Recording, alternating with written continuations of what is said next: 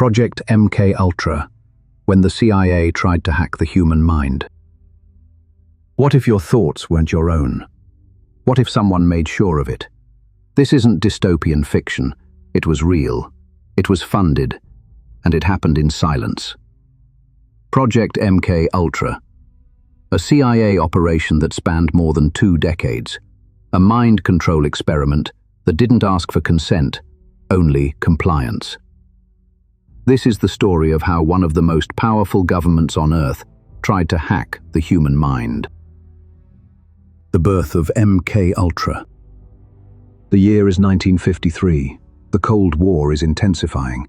Whispers of Soviet brainwashing ripple through the intelligence world. The CIA sees a threat, but also an opportunity. Under the direction of Alan Dulles, the agency launches MKUltra, a covert program designed to master psychological control. The mission? Manipulate memory, alter beliefs, break and rebuild identity, create loyalty that isn't earned, and erase resistance without a trace. The methods were brutal. LSD and other hallucinogens, hypnosis and sensory deprivation, sleep deprivation, trauma exposure, isolation. This wasn't theoretical. It was war on the psyche, and civilians became the battlefield. Experiments without consent. The victims didn't volunteer. Most didn't even know. MKUltra targeted US and Canadian citizens, soldiers, psychiatric patients, prisoners. Vulnerable people turned into human experiments. At McGill University in Montreal, patients were kept in isolation chambers for weeks, given forced drug cocktails, subjected to electroconvulsive therapy at 30 to 40 times the safe dose. These weren't treatments. They were attempts to wipe the mind clean. Doctors tried to break personality down to 0, then reprogram it from scratch. Some patients forgot their own names. Some never recovered. They weren't studying consciousness. They were trying to delete it. Collateral damage and cover-up. One of MKUltra's own scientists, Frank Olson, was dosed with LSD without his knowledge. 9 days later, he was dead. The official story? Self-deletion. He fell from a 13th-story window, but his family wasn't told the full truth for decades. In 1973, as investigations loomed, the CIA ordered the destruction of MKUltra records. They tried to erase the paper trail, just as they had erased mines. But in 1977, thousands of documents resurfaced through a Freedom of Information Act request. The scale was worse than imagined.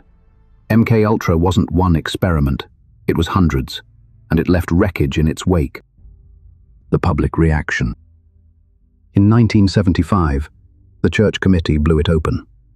Senate hearings exposed a shadow war within America's own borders. MKUltra became a symbol of unchecked intelligence power. The public was stunned. Films like The Manchurian Candidate, Jacob's Ladder, Conspiracy Theory weren't just fiction anymore. They echoed real events. A wave of distrust followed. Intelligence agencies became suspect. The term mind control stopped sounding paranoid. And for the first time, the average citizen began asking, if this happened here, what else happened unseen? Echoes in the present. MKUltra didn't just damage its victims, it damaged public trust. It forced new scrutiny on psychological research, ethics in intelligence, and what governments will justify in the name of security. It became the origin point for modern conspiracy culture, some claims false, others disturbingly accurate. Because if they could weaponize trauma in secret, if they could erase identity behind locked doors, what lines won't be crossed today? Real conspiracies don't wear tinfoil. They wear clearance badges. They weren't hunting enemies. They were hunting the mind itself. And once you realize how far they went, what else starts to feel possible? If this could happen behind closed doors, what stories were burned before they could be told? Subscribe to Past Redacted.